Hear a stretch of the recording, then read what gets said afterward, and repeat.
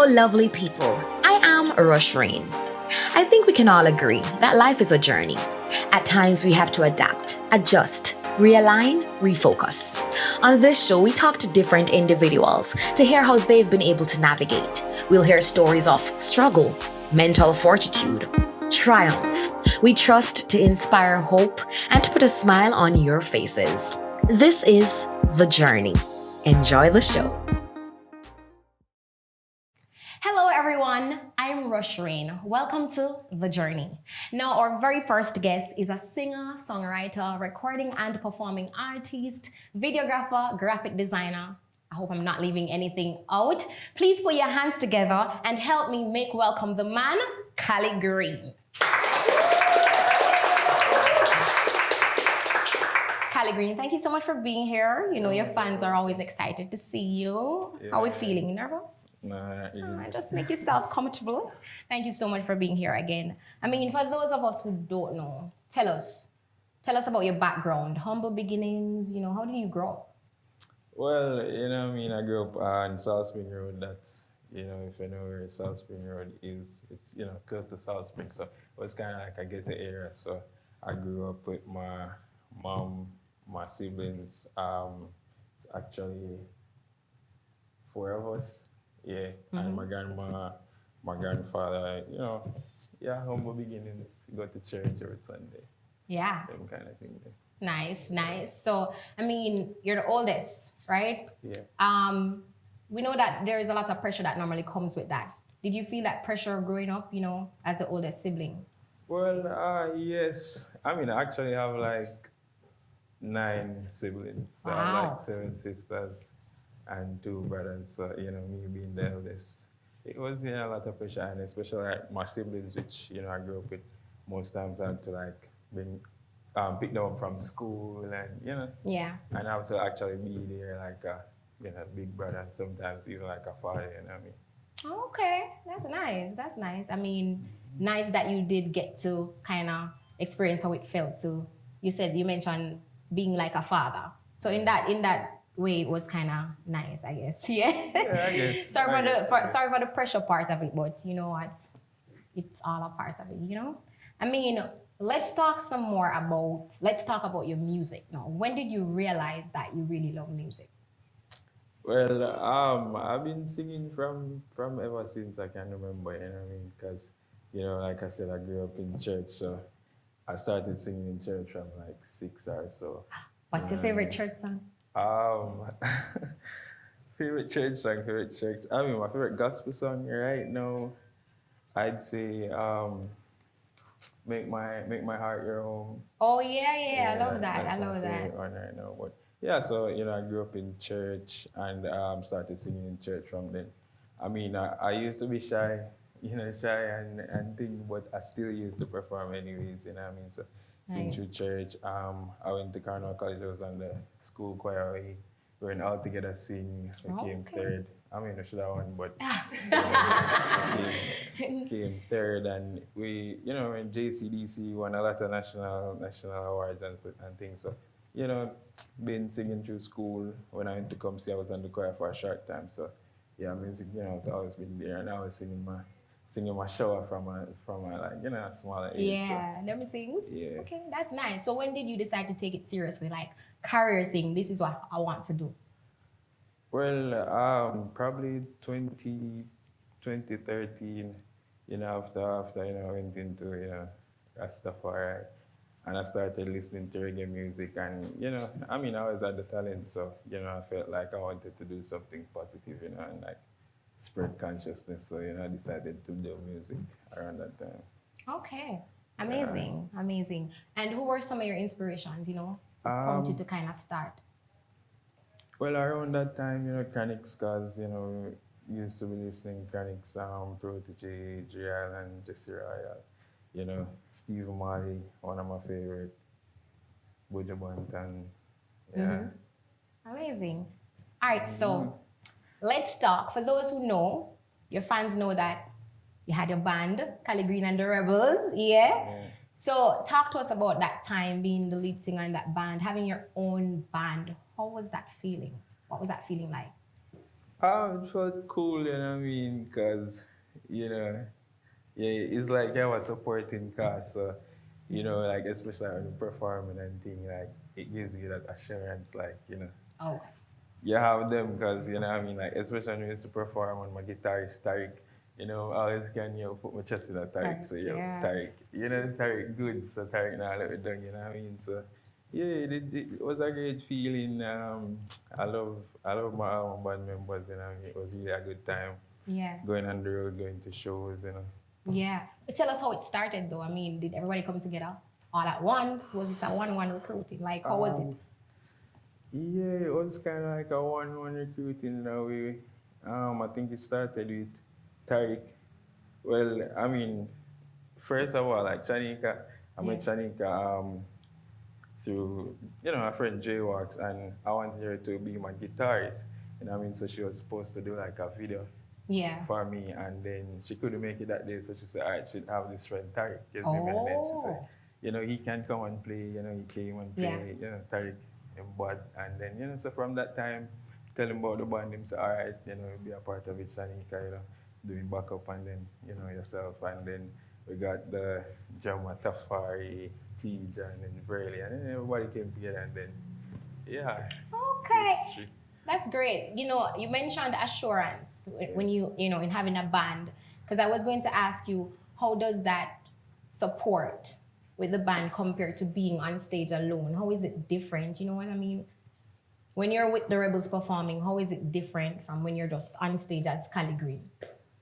well, it's different because me performing alone in a track, you know what I mean? I just have to work with the track. You don't really get much vibe. I can't really, you know, freestyle or make much Yeah. changes. You know what I mean? So with the band now, you know, you realize the thing you can switch it up, you change it up. You know what I mean? You can even do like, you know, musician solo, so you can have a guitar solo and Yeah. a keyboard solo. You as a singer can rest within that time. You know what I mean? So yeah. Amazing. Thank you for that. No, you know, most artists, they talk about the test and the trials, right? So do you feel like that's a part of the initiation process? Is it even more difficult when you get bigger, or is it really just an ongoing plight? Well, I mean, difficulties, you know, always here, you know what I mean, no matter which part on the journey you're there, because, I mean, when you start out, you have different difficulties, you know what I mean, you have difficulties of just getting yourself out there, you know, getting radios to play and them kind Yeah. of thing. And then when you get bigger, let's say, all right, people start to know, you know, you have other difficulties, because, I mean, like, let's say, and you know, I went through this, you know what I mean? Like just starting out, I could just record like a regular song. Never really have to mix it that much or master it or anything, you know what I mean? Yeah. Put it out on me just start like everybody there would say, yeah, you know, and they gravitate towards it. And then Mm-hmm. when I get bigger now, you know, I have to up the quality, you know what I mean? We can't Yeah, the, for the sure. quality can't be the same, so you know what I Right. mean? And then the difficulties come where you have to pay to master it and mix it, and you know, if you really get that proper quality, it kind of take, you know, it take money, you see me? So For sure. that's a difficulty for you there as like a bigger artist than you were before, you see me? So and Yeah. you know, as you get bigger, more and more difficulties come. So I guess it's just Challenges like right along the journey, yeah, right? right, true. That's true. And we mentioned challenges. So I want you to, I don't know if I should tell you to think about this when you're answering, because I guess you would already know, but what was the lowest point of your career? Like, what was that point? Lowest. Yeah. Probably felt like giving up, throwing in the toilet, like, "I'm done with this music thing." What was it? I mean, I can remember one time, like, yeah, when I put out a song, like a new song, and you know, spend time, effort, and everything, putting the song together and everything, planning out everything, and then when the song, you know, actually come out, and you know, you don't really get the amount of views or you know get the follow that I expect, and you know, Right. kind of disheartening, and you know, sometimes you know, you just feel like, you know, give up because it gets discouraging. And like, you really know what you need to do. Like, you know, it's all right. You have to be, yeah, you know, more consistent. So you need like revenue, capital. Yeah. to really, get you that consistency, and then it might be difficult. So yeah. So when there is difficulty, when there are difficulties, right? Getting the funds, how do you really deal with that? Like, how do you stay mentally alive? I'd like to call it. Like, how do you deal with all of that? Well, I mean, you have to realize, like, no matter what you do, there are going to be, challenges, obstacles. So you just have to just find a way to overcome them, and just say it's just a life way. You know what I mean? So every time you face with an obstacle, you just find a way to go around it. Isn't it? So we just keep that, and that just keep me going. Isn't it? So during those low points, right? Did you feel like, you know what, probably music isn't for me? Did you ever feel that way? I felt that way before, honestly, I'm not gonna lie. And why did you really feel that way? Because I just sometimes you just get disheartening, right? Because you would do your thing, and probably you see somebody else, do it, and what I mean, it's not to say like you're better than them, but you have do it and you have the talent too, and then what I mean, Right. you're not really gain what you think you're supposed to gain. So you Yeah. kind of feel like, probably it's just not for me, you know what I mean? And then for me, you have like other talents, and I might say, all right, probably we'll find something else other than music, Yeah. sometimes. I think it can become easy for us to think, like when we're faced with challenges, probably, this is not for me. But I guess we can all agree that challenges don't mean that, okay, this is not what you're supposed to be doing. You know what I mean? I think challenges build us and things. For sure. Okay, for sure, for sure. All right, so have there been times where you felt like you've been on a steady incline and something devastating or unexpected just happened abruptly to kind of pull you back down or set you back? I'd say around the time when, we skip a hot box club, like dub treatment and thing. Around that time, it was a really good vibes. We were going and doing the thing, and then, it kind of stopped. So, it kind of made the thing go downhill. Hold on, for my viewers who don't know, tell us about the hot box club movement. What was that? Well, it was just a group of friends, me, Kavan, J-Wax, Ramoy, Halo, we come together and we kind of started this movement. So we used to keep like events around at Water Lane, like on last Friday each month called Dub Treatment. And, like upcoming artists like myself, we perform, play music, food, and, people just come through and have a good vibes. Yeah. For sure. Yeah. Okay, so you continued. So you say you feel like around that time. Yeah, so so around that time we're doing like, not just the dub treatment, other shows we used to keep, and we used to go on and did I make a name for myself, but then the thing just went downhill, and then COVID came, and so yeah. So it went downhill and then COVID. How did COVID really affect you, like? Well, with COVID, no, no shows, so we can't really, and then we never really met the name of the one make. Right. Yet, and then COVID come, and then no shows, because normally we used to go like Kingston, we used to go like UE and them kind of shows. So now that COVID, we kind of no shows. We don't get to meet up again and like rehearsals and them things. So I mean, since COVID, like no rehearsal. My band actually, mash up basically since COVID. Wow. Yeah. Wow. Got to do something about that. I mean, evolution still, right? It's not that serious. It's kind of like we don't link again or whatever, I mean, because, during COVID when they used to do like online performances, like Tariq would be there for some of them and things. So we're still good. It's just that we haven't really done any shows, so we kind of come back together or whatever. But, other people have other things doing the same way, so yeah. This was not unscripted, but I hear you mention Tariq a lot. I mean, what does he mean to you as a friend and musician in your band, or what does that mean, having that support, someone like Tariq? Well, I mean, I don't know, I love Tariq, I mean. I would say Tariq been there from day one, and he's just caring, supportive. You know what I mean? He's like a big brother to all of you in the band. You know what I mean?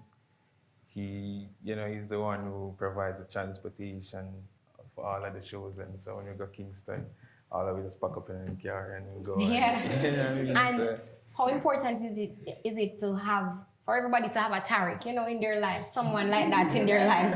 How important is it? well, it is because, you know, I must say, he's just a really good person, he's Yes. caring and like really caring, you know what I mean?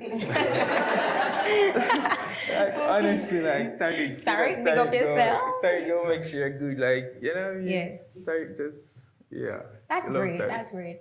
I just wanted you to expound on that because so many times we forget to big up the support system in our lives, whether one person, two or three. And I think it's very, very important to really have good friends and good people in our lives. So yeah, big up to all the Tariqs out there right now. Yeah. Tariq. Hashtag Tariq, okay? All right, so you know that a lot of artists compare themselves or their success or progress to that of other artists. Can you relate? Have you done that before? Yeah, and I don't really see it like as a bad thing. Because like, I mean, normally would I compare it to like a person who start out at the same time as me. Right. So like I say, all right, them other days, So, we started at the same time. So if you want that, like, me supposed to day. Like it's all for just, climb up together. So you use it to kind of build you in and keep you in check. Yeah. Oh, okay. At what point does it become detrimental though? I guess probably if the person you kinda, compare with like when him kinda get bigger than you and you did probably put in the same work, you think you put in the same work and then you say how, him going at a certain level and then you nothing going for you but think that time now, there was a bad mind coming this or something. So Yeah. Them times it get detrimental, isn't it? Yeah, I think so. Okay. But have you ever felt cheated though on this journey? Be honest with me now. Be honest. I mean, Have you ever felt cheated on this journey? Like, yeah. I guess. You have? Yeah. But where are you now with that? Have your views changed? Like, how do you process that now? I mean, I guess as I say, it's just part of it. Okay. You know what I mean? It's just part of the journey. Okay. It's part of the journey. That's right, the Yeah. journey. Okay. So I know that sometimes it can be hard to be seen as an artist, especially when you're coming up without that big machine behind your career, to give you that boost, that visibility. It can be challenging. So how has that been for you? Well, it's been challenging because, as I say, like the level where we're at now and we want to be, Yeah. you have to have a certain quality of music, you have to have a certain quality. You can't just sing on just any rhythm, so you can't just, devise a song and not mix it and master it properly. So, and for do that, you need money, isn't it? So, Yeah. and then music, like the music we are doing now, it not really make the money for it, put back into the music, you know what I mean? So you have to find like other ways and means to get money. So Yeah. it's challenging, like unlike other people where like have like a manager, like a record label, where them just do everything for them. Okay. Yeah, so I get you. I don't have any of that stuff to just try to get money and put it into my music. All right. Yeah. Fair enough. You know what? Let's go into something. Free up yourself. Okay. All right. So real quickly, love, like, or leave, right? Love, like, or leave. So I'm going to call the names of 3 foods, and you tell me which one you love, which one you like, and which one you're going to leave on the table. All right, so here we go.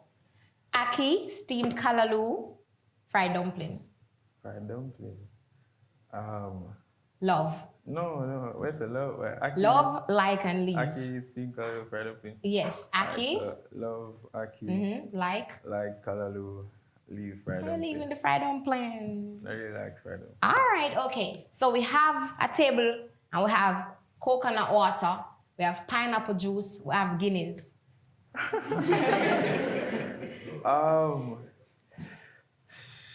Love Guinness. Like pineapple juice, leave coconut water. You really live in the coconut water? Nowadays, is that really? Guys, what would we love? Like what? Coconut water? What? Coconut? Okay, wash off your heart, man. Come, man. All right, so we have bread pudding, potato pudding, cornmeal pudding.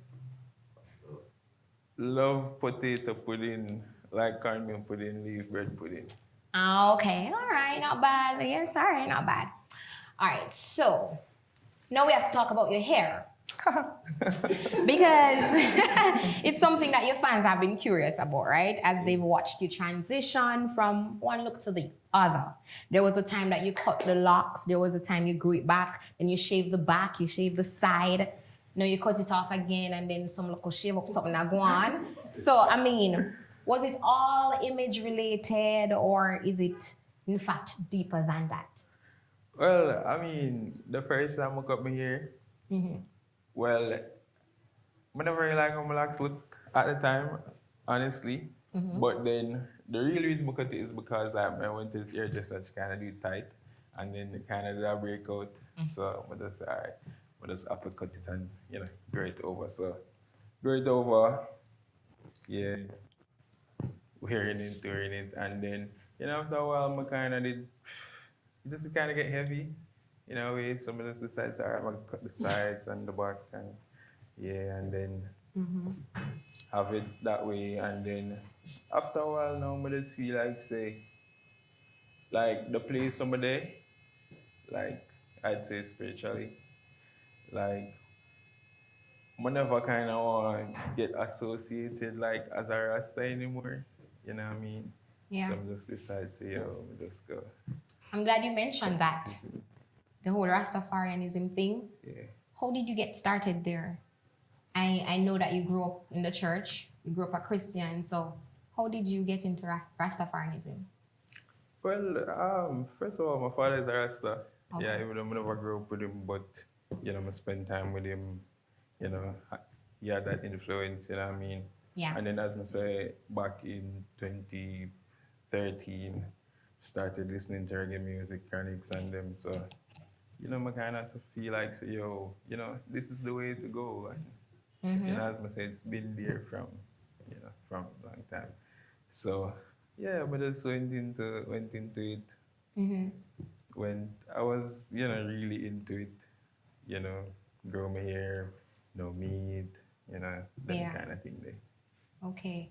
What was it like? What was the reaction like from your family and friends? Because when you've known someone for years, and then, then bam, Rasta now and all of that, like, what was the reaction like? Well, my family, it wasn't like a bad reaction. Yeah, them kind of just ease into it. Okay. So it wasn't really hard with them. With my friends, it's kind of the same thing. Because, we don't really change much. It's just here, what I mean? Because I've been humble, being the same person. Right. So, yeah, it wasn't a bad experience with them. But, like, for my friends, though, we kind of, jiff. Oh. Because, them, over that side, and me, over this side, consciousness and all these things. So, we kind of, broke apart. But how did that make you feel, though? I mean, you felt like you were losing out? Not really, but sometimes. Yeah. Sometimes I feel sad because all my friends and mama grew up with like through high school, come see and But we still thought though we still good. We just don't as close as before. And then I kind of had other friends there. Yeah, that were on your journey. Days, so I kind of spend more time with them. Okay. J-Box, Kavan, Ramoy. Okay. So you're no longer a Rasta. Is that what you're saying? Basically. Okay, you want to tell us how that this association, like how that came about? What, you're going to talk some things now? Yeah, I mean, because it's for someone looking in, right? Humble youth, yes, but no, you turn Rasta and all these things, and then you go through several cut hair phases, and then here you are now. You know you don't have to dread to be Rasta, right? But Yeah, still, yeah, yeah. we would like to know. So now that you say you're no longer a Rasta, right? What's happening there? How did you end up there? Well, I mean, for me, I'm always questioning, life and, our purpose and all of that. And I mean, I just look into it, and I mean, I still, take things from Rasta just as like when I was a Christian, still take certain Christian morals. So, Right. I mean, I still don't eat meat, still smoke weed, still, righteousness, be, loving, kind, and everything. So I just realized I never really need to be associated with like a group or a movement.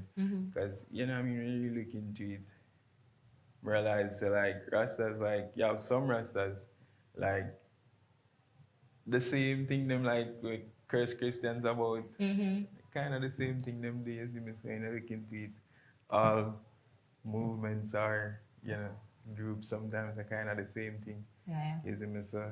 And I just think that we don't really need to be associated with like a group or a religion to really have like a connection to the creator. So I Okay. just, you know what I mean?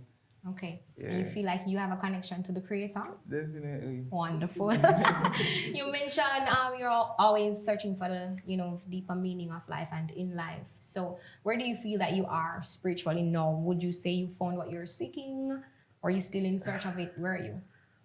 Well, I'd say I'm quite content, you know what I mean? Because the thing about it, when I think about it, like nobody don't really know like who, or how this whole thing started, like life or existence. You see me? Everybody's just assumptions are them understanding our ideas of it.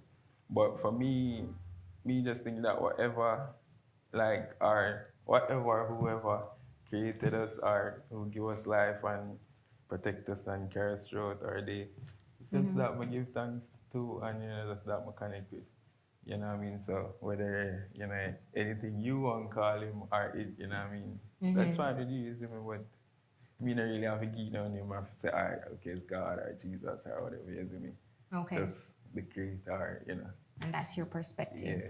Well, thank you for sharing that. Thank you. Yeah, when you're welcome. So, Kali, let's talk about some of the highs on your journey. The journey, we've spoken about some of the lows, and we know the journey doesn't end there. That's not what it entails. It's not always just bitter, bitter, bitter. Share some of the sweet moments with us, some of the peaks of your career. Well, I'd say when we used to go to Kingston for performances, Yeah. like you and people used to be like, yo, like a different notes, like, yo, come from there. So that used to be dope. And the time I performed on the same show with Bounty Killer, that night was epic. You see me, that's like one night I won't forget. Okay. Yeah, and like I said, during Upbox Club time, that was just dope. Okay. Yeah. Okay. I was about to ask you about your most treasured moment so far. You mentioned that you won't forget the night with Bounty Killer. Would you say that, your most treasured moment so far? Yeah. Yeah, That so that would far. be it. Yeah. Tell us, how was that feeling? I mean, come on. I remember being there and Bounty Killer saying when he came on stage, Cali Green done cut the Cali clean. So, he was bigging you up and just basically saying, yeah, you bless up the place. What was that like, I mean, it was dope because I mean, after a performance, like I was just walking around and he was like over his tent and he was like, yo, Cully, and just call me over and Hold on. So he called you over. You didn't go to him and touch him on his shoulder. No. Okay. walking around and then just yo, Cully Green and Yes. go over there and him say, yo, I'm going good and him like the movement, him like the thing and him say, yo, just go and do it. And did they, and everybody else come over and take picture, and it was a cool vibe. It was great. I was there. Yeah, it was great. It was great. All right, amazing. Now let's get into some things, Callie, because we haven't seen you, and when I say we, I mean your fans. We haven't seen you in a long time. We haven't heard your voice. We haven't what's going on. Like some would say you've ghosted your fans. What's this hiatus about? Well, yeah, like I mentioned before, you really need the money to actually get to the level I want to get. So it's really that. I'm just working behind the scenes, trying to better myself personally so I can be a better artist, you me. That's good. And, dad life as well, you me. Ooh, so. Dad life. Okay. Let's touch on that a little bit. Although I wasn't really quite finished with this one, but let's touch on the dad point a little bit. How has that changed you? What's that like right now? Well, it's really, really nice. It's fun. It's tiring. It's a joy overall though. Like everything, like watching her grow. Yeah. And just being there for her. It's just a good feeling. That's lovely. Pass the tissue. That's lovely though. That's really, really lovely. Yeah. But let's fall back a little bit. It's very, very important. Well, I believe that it's very important to be seen. When you have your fan base and all that, it's very important to connect with your fans, to keep them in the loop, to let them know I'm still here, I'm still, So you mentioned that you're just working on giving them better quality. So am I hearing you say that you want to really put in the quality, so you're spending some time to give them the quality? That's what you're saying? Yeah. That's what you're saying. But why are you not talking to them though? What's going on there? Your presence on social media is really musically. Well, is it just how you are as a person? Like, yeah, when you come on to like that, I'm not really. I'm kind of shy. You know what I mean? Kinda.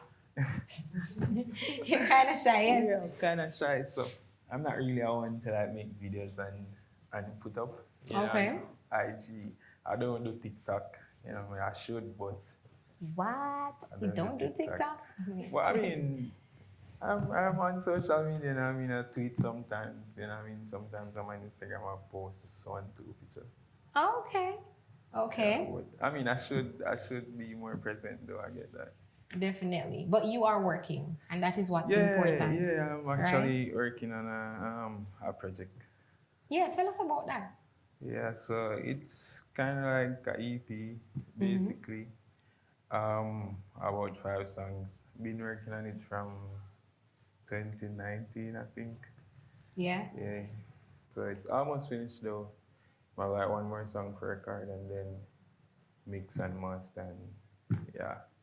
So that's very good, by the way, and congrats on that. Because, a lot of artists kind of basically fight to just have a body of work out, to do a project. So how does it feel knowing that you're really doing that and it's almost complete? Like, how do you feel about that? Well, it feels great. Feels great? Because, as myself, been working on it from like 2019, so years, you see me? Yeah. And it's actually been a journey, because through COVID and all of that, and even throughout the whole time, like the studio itself even went through changes, so the refurbish and all of that. So it's a whole journey. And the theme of the project is kind of like a journey as well, a journey of my career and, my hopes and dreams when I was small and, the life that I'm living now. So, yeah. That's great.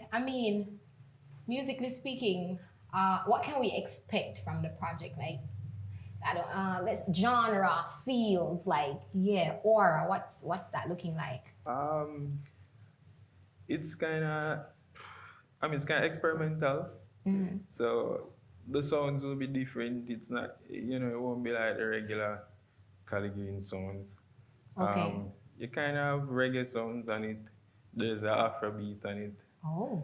And Yeah, some different. So it's So, pretty different from the Cali green we were used to. yeah, but not really like We used to. way different, you know. Not way different. Same sound basically, same sound and everything, but in terms of like the instrumentals, different. Okay, so production is looking Yeah, really good, production, sounding yeah. good. Okay, that's really good. So what will the Cali green return look like? Will that be bare pictures on social media, project a drop same time? What will the return? Is there an actual return, like big return, or will you be just slowly rolling Probably out? a big return because as I Okay. say, I have, I have the project, so Yeah. I want to do some good content with it. You know what I mean? So some visuals and things. So it's a big return. It's up Okay. on Instagram. See me. Okay. Yeah. Nice, nice. I look forward. And possibly some shows, you know what I mean? Yes, yes. And let me ask you this. What is the end goal for Cali Green? Well, to go as far as my music can take me. Grammy, Yeah. of course. You know what I mean? Billboards and just to tour the world. You know, actually see the world. Yes. Yeah, that's like one of my biggest dreams to just see the world. You know what I mean? That's because all the country them Yeah. the world. But yeah, just to go as far as my music can take me. You know what I mean? And just spread my music all over the world. Spread your music. That's great. Yeah. Well, we're definitely looking forward to all that good stuff. You know, I have to ask you, how do you stay alive? How do you stay alive? Like, really, how do you stay alive? A lot of people are out there going through different things, different challenges. Some of them we see, how do you stay alive? Well, just breathe. Really. Literally. Yeah, just breathe. Because I mean, you just need to take time for yourself sometimes, or sometimes just sit down and just breathe. You know what I mean? So really that brings me through. And then my daughter, she brings me joy. So knowing that I have to be here for her, and that alone, my have Yeah. got through. You know what I mean? So yeah, and then go out in nature, so go beach, play football, like to play football. So things like that. Some of the things that make me feel good and put my mind at ease. Yeah. Really, yeah. That's great. That's great. I hope we're all doing whatever we can to stay alive. That is it. That is it. Callie, put 5 fingers up for me. Yeah. Okay. Never ever have I Okay. fought at primary school. Jesus. Never have I. Everybody fight at primary school? I didn't fight. You fought? You fought? Oh, seems like you're alone. Never have I stolen anything as a child from a shop or supermarket. Oh, such a good person. Never have I lied to my parents. Never have I snuck out in the middle of the night and gone to a party. Never have I told a lie that I was going somewhere else, but went to a party. Never have I felt like giving up. Never have I. I think that's it. You should have put 4 fingers up, okay? So, ladies and gents, Cali Green, you heard from him a lot to absorb. We wish you so much, goodness on your journey. And thank you so much for being here. Put your hands together one more time for the man, Cali Green. A huge thank you to Alexandria, General Manager of Oja Lifestyle, for allowing us this beautiful space. Thank you so much to Chinika's Closet for my wonderful outfit. Thank you to my co-producer, Deidre. I couldn't have done this without you. Thank you so much to Abby Paris for the wonderful artwork on set and for my beautiful signboard. I love it so much. Thank you so much to my videographer, Courtney of 876 Media and also Whitehead Entertainment. Thank you guys so much. I really appreciate it. Again, this is The Journey. Stay blessed.